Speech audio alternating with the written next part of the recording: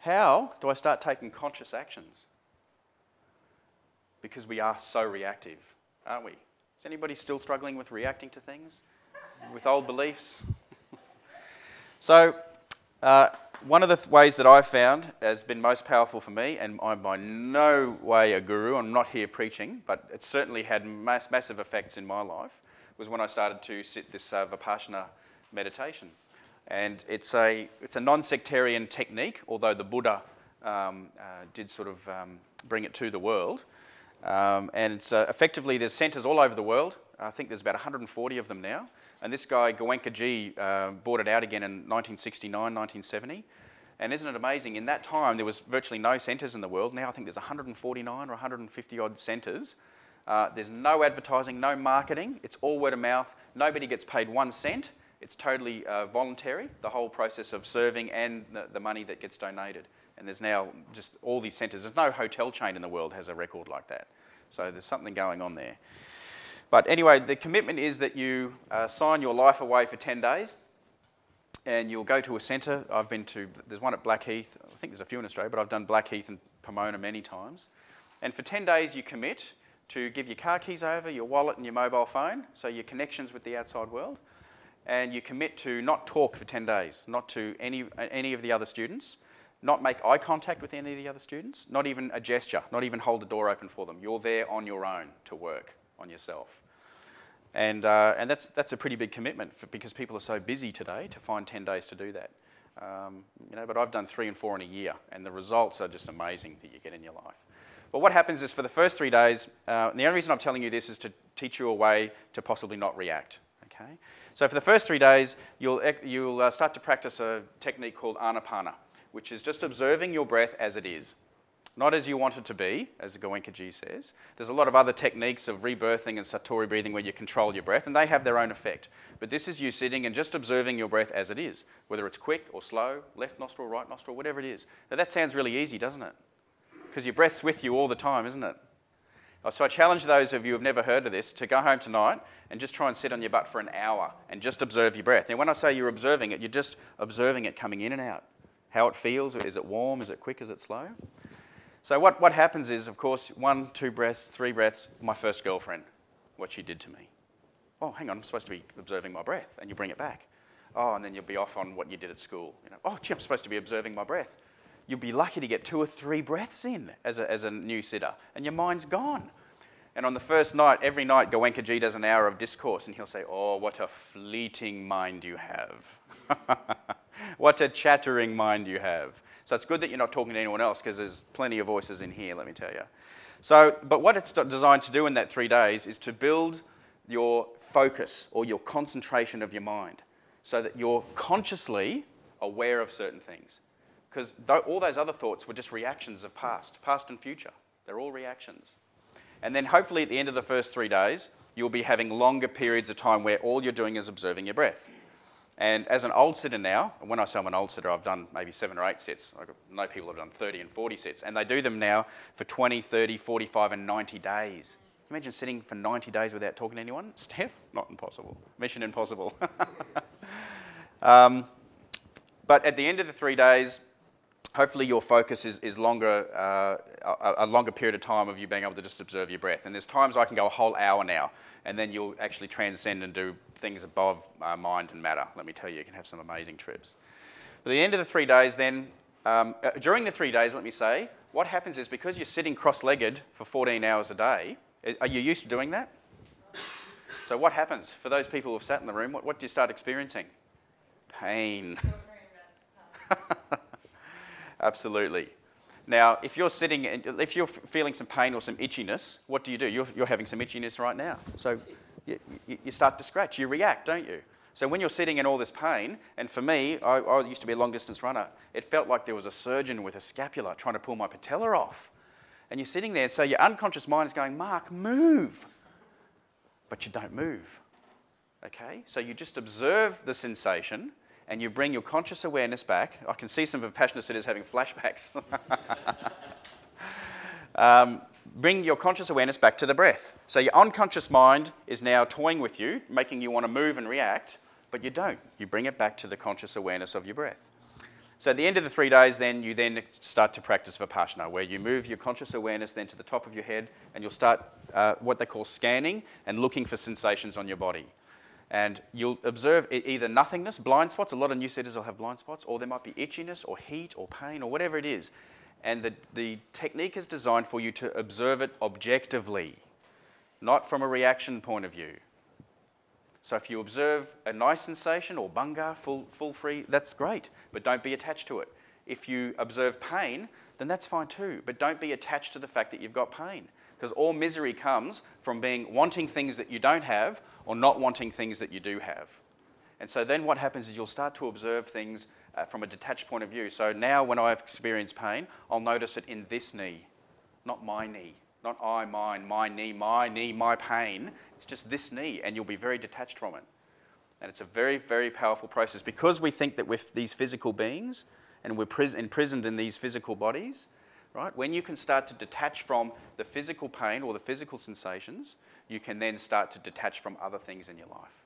So when someone rings you, like your former partner, or somebody that you owe money to, whatever it is, you can stop reacting, come back and observe the sensations, and start taking conscious actions. Because everything that you perceive will have a biological reaction in your body. Everything. You're just not aware of it. But the more time you spend sitting, the more you'll be aware of it. But I'll give you some really simple examples. I was out shopping and cooking for you all day today, yesterday, so hopefully you have a beautiful lunch today. And hopefully when you come out and see it, you'll see it and smell it, you'll get a tummy rumble and your mouth will start salivating. So you'll get some biological reactions in your body, won't you? When I see Steph get out of the shower in the morning, I get a biological reaction somewhere else. So every time we perceive or hear or something comes into our world, we have a biological reaction. You just don't observe it because you're so busy running around with this sensual bombardment and keeping up with the things that you think you need to keep up with. But when you can start to observe it and not react, your life will be so much happier. So where do our beliefs come from? Don't they come from things that we've seen or heard before? Through our parents or our school and all those sorts of things? Yeah? Do we have the same set of beliefs as a child born up in the Sudan? We have different beliefs, don't we? So let me tell you about a personal experience I had quite a few years back where I thought I'd put this theory to the test. I had sold my company in Sydney and relocated to the Gold Coast, and I needed a car for my partner. I was driving along the Gold Coast Highway and I saw this Celica on the side of the road. And gee, I looked at it and I thought, looks like a $20,000 car, but it had $9,500 in the window. So I thought, gee, that's cheap. Anyway, I rang the number that was on the windscreen, and this chap answers the phone, yeah. So straight away, of course, I'm thinking, bad. This person's bad. These are the thoughts and judgments I had straight away. He turns up about 5 or 10 minutes later. He's covered in tattoos. He's got one tooth left in his head for opening his VB. And now I'm seeing, really bad. This guy's fresh out of jail. Listen to all my judgments.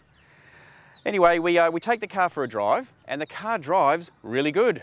So, him bad, car good. Mark confused.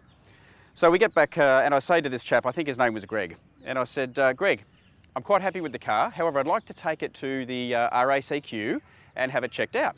He says to me, nah, mate, look at the price. It'll be sold today. So I'm thinking to myself, alarm bells are going off. So I thought, well, I'll give this theory a try. So I said to him, Greg, are you a man of your word?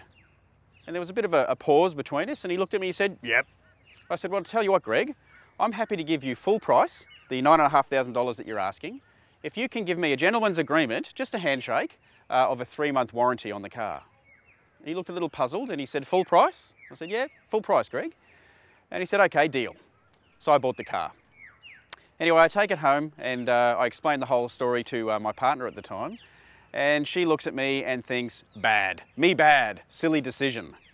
And lo and behold, what happens a week later after bringing the car home? It doesn't start.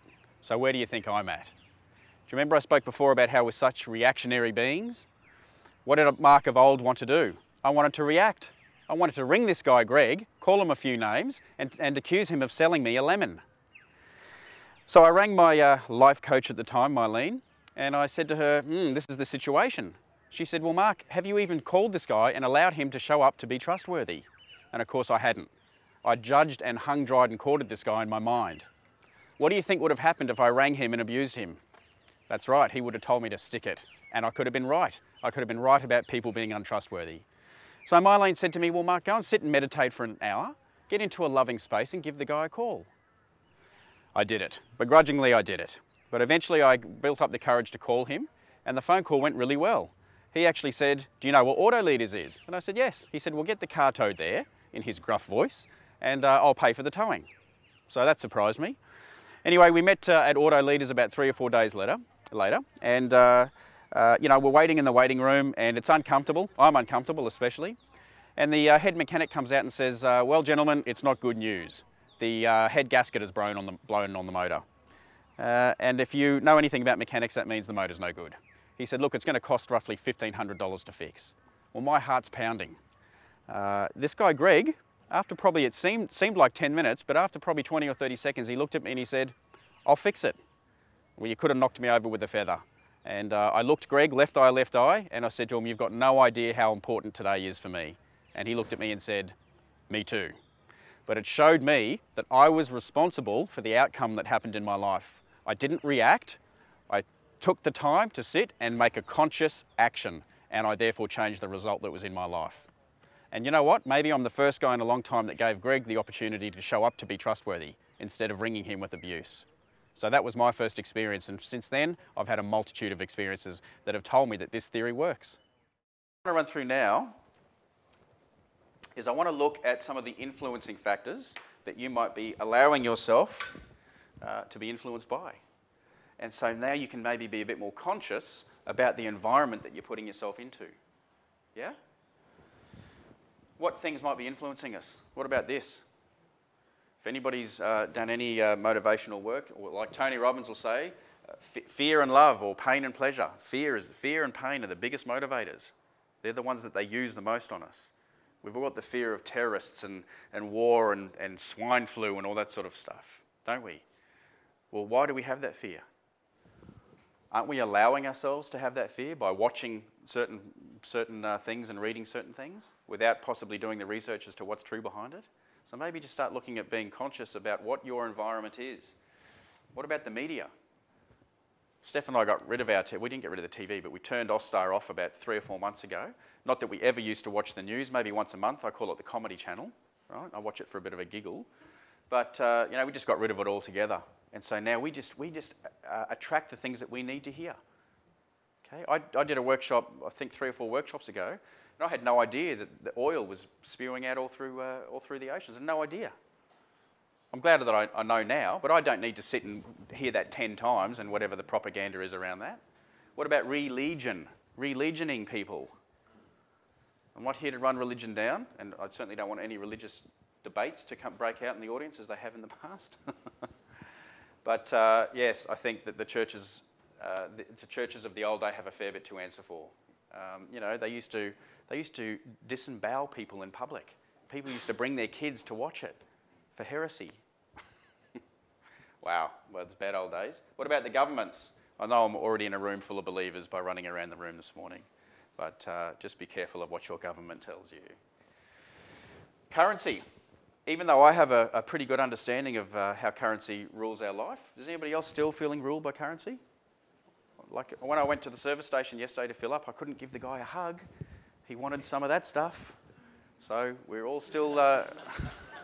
I said, somebody needs a hug. I said, no, I need $50. We're still certainly all ruled by currency in some way, shape or form, and we're going to have a look at that today. What about the propaganda factories that were instituted in the Industrial Revolution as somewhere to put the kids while the parents went off to work? The propaganda factories. Our little ones will not be going to a propaganda factory. Language. Does everybody understand how much all the 5,000 dialects have been adulterated and manipulated? So if you're not, there's some great DVDs you can watch. But most of the 5,000 dialects came from the ancient Hebrew. And the ancient Hebrew had no vowels. Vowels have been introduced to hollow words out and actually change the vibration of them. And a lot of those words have the opposite meaning to what you think. Okay? I'll give you a real simple example. I think I've done this for some of you before. So if I say to you normal, normal has a certain meaning, doesn't it? What does abnormal mean? Is it the opposite? So if you put ab in front of anything, it's the opposite, isn't it? So why do they call them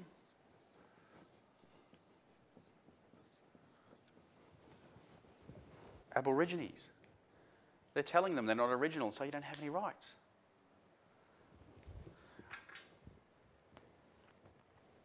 A lot of the words that you think have a certain meaning have the opposite meaning. Here's another one, whether you believe it or not. David Wynn-Miller, who's a self-professed judge, says AM means no. No mercy, CA, is Latin for sheep. No mercy for the sheep. Australia. Where do you think the name Australia came from? It's amazing how some people think, what, those guys sat around with the triangular hats on and had a few glasses of Chardonnay and said, I know, Australia. There's no mistake to where the words came from. Does anybody remember their periodic table from school? What's the derivative for gold? AU. Strata is land of the Southern Adjustment and IA is corporation. So it's the corporation of the Southern Adjustment for gold. So a lot of the words that you think have a certain meaning, you really need to start looking at what they really mean for you. What the true meaning is, because I can tell you when you get to the higher levels of court, they know. And a lot of the documents that you're signing, you're actually committing the fraud, and we're going to run through that today. Because you are signing these documents without the knowledge, which is actually an unrevealed contract, but that's another matter.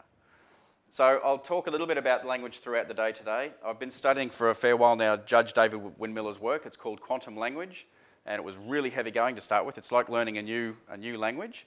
But I went head down, bum up at it for about 12 months, and I can now kind of write in the truth and speak in the truth, and it's a completely different way of constructing sentences. Anybody remember how people used to speak back when Shakespeare was around? Is it like we speak now? No, we speak slang. Where did the slang come from? Well, and why has the slang come about? So I'll just give you a quick lesson in English and look what Old English was. Out of all the words, being adverbs, verbs, pronouns, so forth, and nouns, what's the only word that is of substance? A noun. A noun is the only thing of substance, isn't it? So do you know to create a noun, you need what's called the prepositional phrase, which is a preposition, an article, making a noun. So for example, it might be for, being the preposition, the, being an article, witness, being a noun. When you say the witness, the becomes an adverb, which is a modifier, modifying the noun to a verb. So when you identify yourself as the witness, you're identifying yourself as a verb, which is fiction, in a fictional court. So if I say the pen, the is an adverb, and the pen becomes a verb. Well, it's not. It's for the pen. Or for the witness with the knowledge is, and sentences that have one verb. How many sentences do you see now? I've got 5 verbs in them, about 7 different messages. Well, it's misleading. So this quantum language, what he's done is he's broken the language down to a mathematical interface, and it's just fascinating. So all the words have a number next to them from 1 to 10, and the sentences work whether you read them front to back or back to front, like a mathematical equation. Does a mathematical equation, is it the same whether you do it back to front or front to back? It's the same result, isn't it? So are these sentences and paragraphs that he structures. I'd urge you to have a look at his work. It is really heavy going. I believe it's going to be the way forward in unveiling all the illusion. What's his name? His name is Judge David. I'll write it down. No. David Wynn-Miller.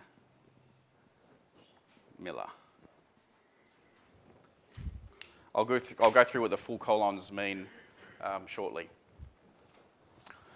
But have a look at the language. It's just a fascinating subject. If anybody's ever studied that, and I think we're going to watch something throughout the day that'll talk about Hebrew and Sanskrit and how it's all been changed so that things have the opposite meaning.